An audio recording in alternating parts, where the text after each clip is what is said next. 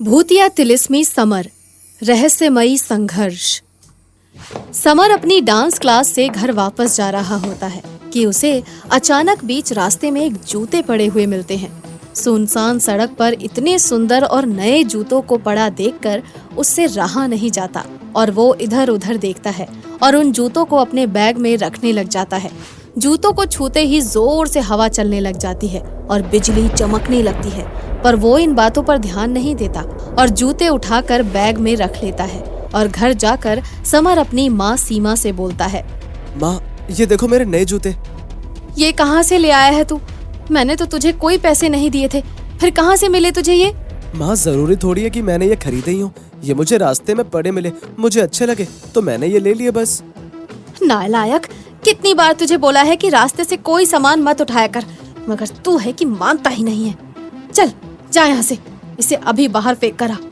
अरे, इतने महंगे और अच्छे जूते कोई फेंक कैसे सकता है? मैं नहीं फेंकूंगा, अब ये मेरे हैं। समर जल्दी से जूते निकाल कर पहन लेता है और जूते पहनते ही ऐसा लगता है जैसे उसके शरीर में किसी अनदेखी शक्ति ने प्रवेश किया हो। उसका चेहरा अचानक से सफेद हो जाता है और वो अपना सर झुकाए बिल्कुल शांत खड़ा हो जाता है। तो उसकी माँ सीमा उससे बोलती है, अरे पहन क्यों लिए तूने? निकाल इसे और जा जल्दी बाहर फेंक के आए जूते।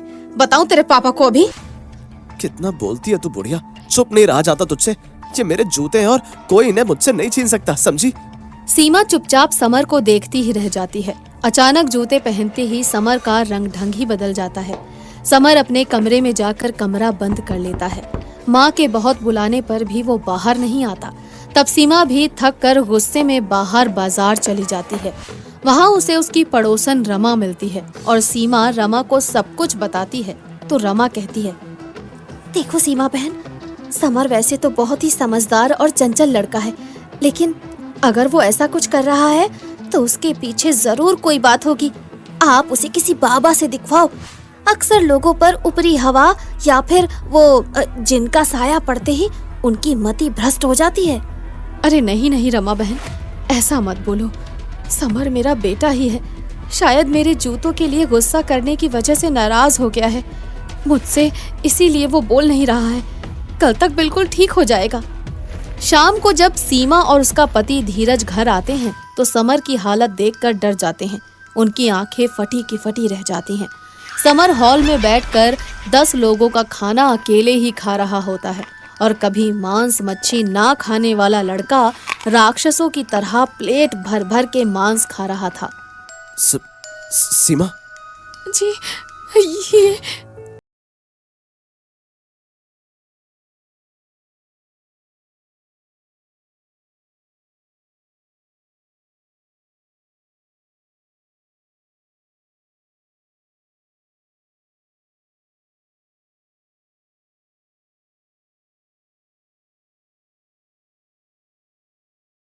नहीं आ रहा है। रमा बहन बिल्कुल ठीक कह रही थी, मुझे उनकी बात माननी चाहिए थी। चलो उनसे जाकर मदद मांगते हैं। दोनों चुपचाप बिना किसी आवाज किए वहां से निकल जाते हैं और रमा के घर पहुंचकर सारा हाल बताते हैं। रमा भी सुनकर डर के मारे कांपने लग जाती है और बोलती है, दैया रे सीमा बहन, ये क्या बोल रही हो? आपके बेटे पर भूत चढ़ा है और हम भी आपके घर के बगल में ही रहते हैं। कहीं वो यहाँ ना आ जाए। चलिए चलिए अंदर बैठकर बातें करेंगे, वरना आज हमें मरने से कोई नहीं बचा सकता। अंदर बैठने का टाइम नहीं है। मैं अपने बेटे को एक भूत के साथ नहीं छोड़ सकती। हो सके तो आप बस मुझे कोई उपाय बताइए कि मैं कैसे अपने बेटे को उस भूत पिशाच से बचाऊं। आप सुबह किसी बाबा के बारे में बता रही थी, बताइए ना बहन। हाँ, आप काली पहाड़ी वाले बाबा के पास चले जाइए, वो बाबा आपकी मदद जरूर करेंगे। ठीक है, हम जल्दी से उनके पास ही जाते हैं। जितना देर करेंगे मेरे बेटे को उतना उस जिन के इशारे पर नाचना पड़ेगा। बाबा, आप कहाँ हो? हमारी मदद करो बाबा। आ गई तू? आप जानते हो मुझे। आप कहाँ हैं? हमें दिखाई क्यों नहीं दे रहे? तू वही है ना जिसके बेटे को जिन ने अपने काबू में कर रखा है। वो जिन हर उस आदमी को अपने काबू में कर लेता है जिसे उसके जूतों से प्यार होता है। जूते? धीरे धीरे सीमा को सब कुछ समझ आने लग जाता है कि उसके बेटे का ये हाल तब से ही है जब से समर ने बाहर से लाए हुए वो जूते पहने हैं। बाबा, मेरे बेटे को बचा लीजिए, वो मेरा इकलौता बेटा है, कोई नहीं है हमारा उसके सिवा। वो जिन इतनी आसानी से तेरे बेटे को नहीं छोड़ेगा। वो जिस भी इंसान को पकड़ता है उसे तब तक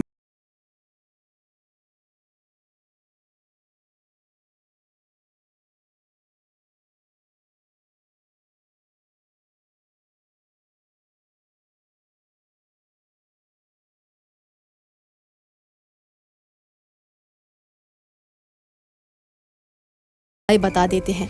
वहां से सीमा और धीरज घर आकर देखते हैं जहां समर उन जूतों को पहनकर नाचने में मगन था। बेटा समर, कौन हो तुम? बेटा समर, हम तुम्हारे माँ पिताजी हैं। तुम इस लड़के के माँ बाप हो नहीं, और अब ये लड़का मेरा गुलाम है। तुम लोग मेरे काम में दखल मत दो, वरना अच्छा नहीं होगा। चले जाओ यहाँ से। अब इस घर और इस शरीर पर मेरा राज है। समर डरावनी आवाज में जोर से हंसने लगता है और डर के मारे धीरज और सीमा कांपने लगते हैं। सीमा हिम्मत करके समर को जूते उतारने को बोलती है। बेटा समर, जूते उतार दो। अब तुम घर में भी जूते पहने रखोगे क्या? लाओ, मैं उतार दूं। सीमा जैसे ही समर के जूतों को छूने को होती है, समर गुस्से में बोलता है। ए बुढ़िया, तेरी हिम्मत कैसे हुई मेरे जूतों को हाथ लगाने की? बेटा, तुम्हारी माँ है ये। मेरी कोई माँ नहीं है, मैं जिन हूँ, जिन। छोड़ दो मेरे बेटे को, क्या बिगाड़ा है उसने तुम्हारा? मैं इसे नहीं छोड़ूंगा।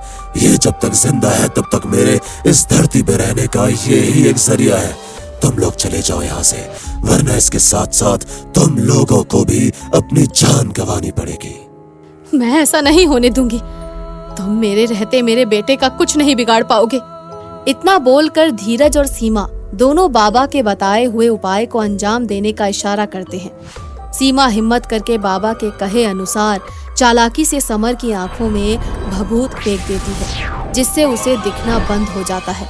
वो दर्द से चिल्लाने लगता है और धीरज जल्दी से समर को धक्का दे देता है और समर के गिरते ही उसके पैरों से जूते निकल जाते हैं। जूते निकलते ही जिन समर का शरीर छोड़ देता है।